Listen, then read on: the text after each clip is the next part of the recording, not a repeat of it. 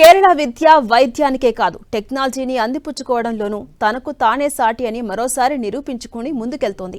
తాజాగా ఓ humanoid robo కేరళలో సందడి చేసింది. పాలక్కాడ్ జిల్లా కంజిరప్పుజ సమీపంలోని చిరక్కలడి వీధుల్లో రోబో నడవడమే కాకుండా స్థానిక ప్రజలతో ముచ్చటిస్తూ అందరినీ అబ్బురపరిచింది.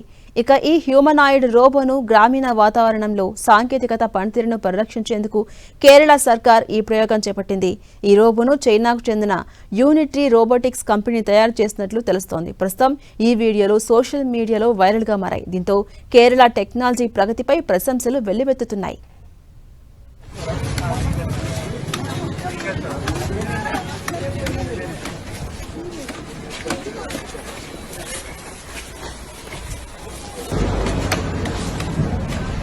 ചെറുക്കൽപ്പടിയിൽ റോബോട്ട് ഇറങ്ങിയിട്ടുണ്ട്.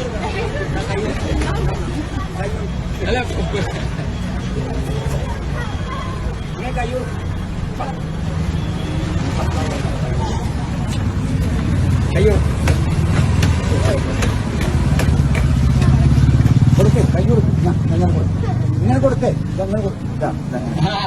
വെരി ഗുഡ് നന്നായിട്ടുണ്ട് ഓക്കെ അങ്ങനെ ചെറുക്കപ്പടി പുരോഗമനത്തിലാണ്. ടാറ്റ വരുന്നുണ്ട്.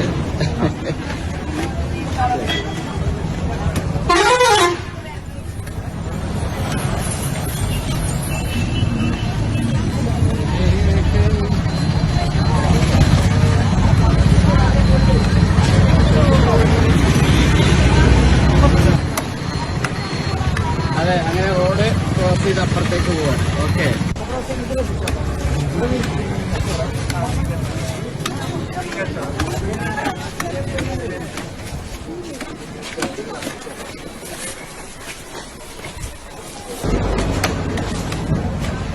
ചെറുക്കൽപ്പടിയിൽ റോബോട്ട് ഇറങ്ങിയിട്ടുണ്ട്.